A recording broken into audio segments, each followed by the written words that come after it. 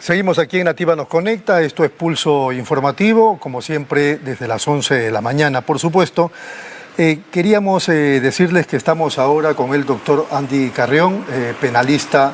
Él, pues, siempre me gusta mencionar algunas cosas de nuestros invitados, como lo hice con Gloria y también con Carlos Magno Salcedo. En el caso del doctor Carrión Centeno, él es abogado penalista, doctor en Derecho por la Universidad de Bonn en Alemania y además docente universitario, al margen de tener o de elaborar en su estudio de abogados. Bueno, en principio, amables televidentes, una pregunta, digamos, que se tiene que hacer siempre cuando se trata de este tipo de crisis. Hay una pregunta general que se tiene que hacer a todos. El allanamiento, a propósito de lo que están diciendo la gente del gobierno, a la presidenta Boluarte, violento allanamiento, digamos así, me refiero al tema de la entrada. ¿Es por lo tanto arbitrario, abusivo e inconstitucional, como lo están diciendo? Antes que nada, muy buenos días, Rodolfo, y muy amable por la presentación.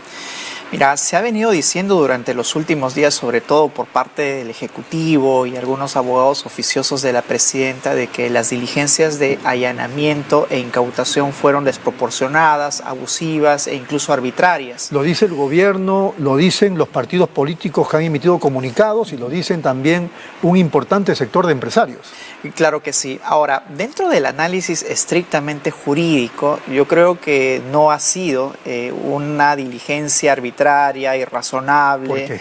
Porque debemos de tener en cuenta aquí los despliegues conductuales de la propia Presidenta de la República y de su defensa previo a la realización de esta diligencia, que ameritaron precisamente estas diligencias. Su Por poca ejemplo, o nula colaboración. Enmarcado en un solo término su nula colaboración y, digamos, su ánimo obstruccionista de la propia investigación. Hay un término muy fuerte que usa también el fiscal de la Nación para referirse a este tipo de conductas como actos de rebeldía.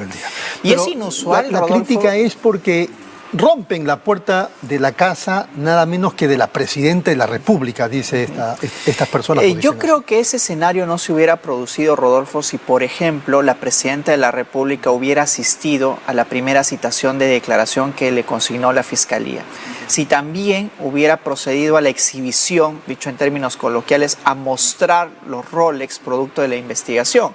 O si también hubiera recibido a la Fiscalía cuando ya se apersonaron finalmente al domicilio de la Presidenta y también a la Presidencia de la República, a Palacio Presidencial, si hubieran recibido la notificación y hubieran también colaborado con la justicia. En lugar de ello, la Fiscalía recibió un portazo de parte de la Presidenta. Todo ello fue evaluado por el juez supremo de investigación preparatoria y al no mostrar la colaboración, por eso ordena el allanamiento y deserraje. Y son esos los motivos que llevaron a decidir al juez supremo a ordenar el allanamiento y también el deserraje del domicilio. Pero ahora lo extraño, no sé si usted es un hombre con mucha experiencia en el ámbito del derecho penal, rehúye digamos, a la Fiscalía, en este caso la Presidenta, a la opinión pública también, pero luego empieza a solicitar, no digo que exigir, pero sí a solicitar que de inmediato le tomen sus declaraciones. ¿Cómo se entiende eso? Esta es una defensa política cuando debiera de ser jurídica, ¿no? Y además es una contradicción en sus propios términos, Rodolfo,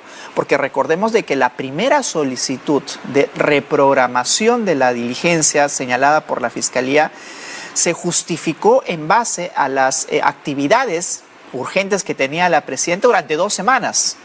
Pero resulta que ahora esas participaciones presidenciales no eran tan urgentes, tal es así que ella solicita que inmediatamente se le tome la declaración. ¿Cómo se explica eso?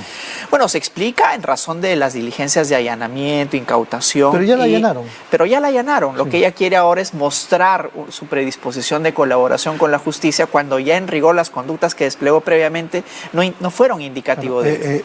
Usted es penalista, usted no es político, pero igual le pregunto, ¿no será que las fuerzas políticas y empresariales que han mostrado el respaldo a la Presidenta a través de sendos comunicados le han dicho tienes que salir a declarar de una vez? Yo creo que, y me temo que esa es la razón, ¿no? Porque políticamente esta investigación fiscal está generando mucha deslegitimidad en el gobierno de la presidenta Boluarte.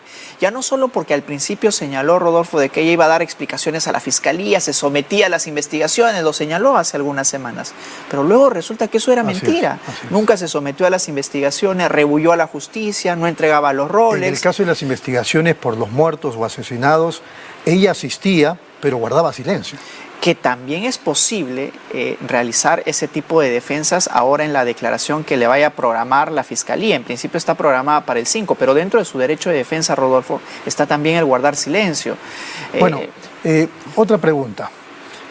La Fiscalía Suprema es a la que le corresponde la investigación a la Presidenta de la República, y a partir de eso se habla de prerrogativa. La Fiscalía tiene la prerrogativa de investigar, no de acusar, pero sí de investigar. Frente a ese contexto, la Fiscalía incluso puede llegar, esto le preguntaron a Ernesto Blume en la televisión también, y él no supo responder en ese instante. A partir de esas prerrogativas, la Fiscalía puede disponer o solicitar, tramitar una detención preliminar. No es posible. ¿Y por qué no es posible? Porque dentro del artículo 117 de la Constitución, Rodolfo, se consigna también la inviolabilidad de arresto. Es usual que en investigaciones comunes y corrientes, después de la diligencia de exhibición, incautación, allanamiento, venga automáticamente las detenciones preliminares. Pero en este caso no es posible únicamente por el estatus que ostenta la Presidenta de la República. Se puede avanzar toda la investigación hasta culminar la investigación preliminar. Y lo que hace en esa oportunidad la Fiscalía es acusar ante el Congreso de la República, pero ahí quedaría la investigación. Ahí sí cabe entonces, porque son las reglas de juego, esto no es porque Dina, digamos, es Dina, sino porque las reglas de juego así lo establecen. Aquí sí cabe la medición con distinta vara. Por supuesto, únicamente por tratarse de la Presidenta de la República. Todos estos temas se discutieron intensamente en el gobierno de Pedro Castillo, de hasta dónde podía llegar la investigación preliminar. Entonces, de algún modo estos comunicados políticos y empresariales tienen razón. O sea, se tiene que actuar considerando que se trata de la Presidenta de la República. Pero también se tiene que considerar las conductas de rehusamiento y de obstrucción que ha desplegado hasta ahora la Presidenta de la República, Rodolfo. Yo creo que es una ponderación entre o colaboras y tomo las medidas razonables, vienes a declarar, tú exhibes los objetos producto de investigación del delito, pero si no es así, yo creo que lo cuestionable sería más bien a la inactividad de la propia Presidenta de la República. Ahora, se dice de que la Presidenta, bueno, lo ha dicho el Premier y también otros ministros, que la Presidenta no puede decirle a la opinión pública el tema de los Rolex porque el asunto está ya a nivel de la investigación fiscal.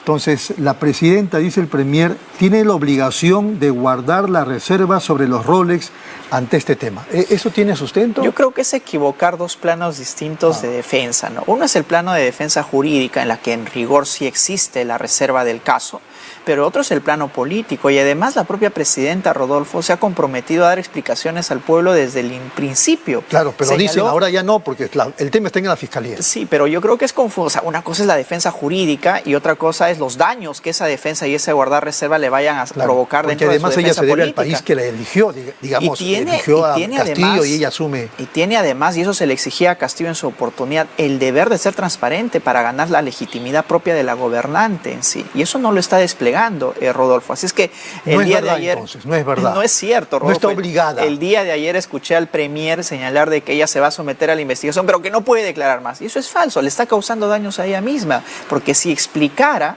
de dónde obtuvo esos Rolex, Rodolfo, yo creo que ahí sí ya podría concentrarse en su investigación únicamente jurídica, pero ya rebajar los niveles de sobrecarga imputativa que tiene sobre ella, ¿no? Y para terminar, este asunto de las cuentas del Club Apurímac, César Azabache, colega suyo, abogado, penalista, sostiene que no se le está haciendo mucha propaganda a este asunto de las cuentas, pero que eso sería, digamos, más grave incluso que el asunto de los Rolex. Tenía 11 cuentas bancarias con un total de 1.372.000 soles, la presidenta, de más de $2.200 cuando era presidenta del Club Apurímac. Ex socios del club dijeron a Cuarto Poder que fueron expulsados el 2017 cuando le exigieron a Dina Boluarte las cuentas claras. menos llamativo, pero legalmente más sólido, dice Azabache. Yo creo que son dos planos distintos de investigación. Por un lado está siguiendo su curso la investigación del caso así llamado Rolex y por otro lado el del Club Apurímac. Yo lo he señalado hace ya algunos días cuando salió esta noticia de que ella manejaba las cuentas mancomunadas de una institución, de que aquí podría constituir el delito de fraude en la administración de personas jurídicas, porque uno no puede tener una cuenta personal de una institución corporativa como es el Club Departamental Apurímac y el manejo de las cuentas a espaldas de la institución jurídica a la que se debe. Yo creo que aquí la Fiscalía tiene la oportunidad de ampliar la investigación por el delito de fraude en la administración de personas jurídicas y las evidencias son en efecto más sólidas, porque tienes la cuenta bancaria, tienes los depósitos que se han realizado, tienes el destino de los dineros a los cuales se había derivado lo que ya ella disponía en las cuentas mancomunadas, lo cual es un caso redondo que no solo abarcaría, y esto es lo peligroso, Rodolfo, fraude en la administración de personas jurídicas, sino también, además, un caso adicional de lavado de activos. Correcto. Doctor Carrión, ha sido muy amable. Muchas gracias, Rodolfo. Muy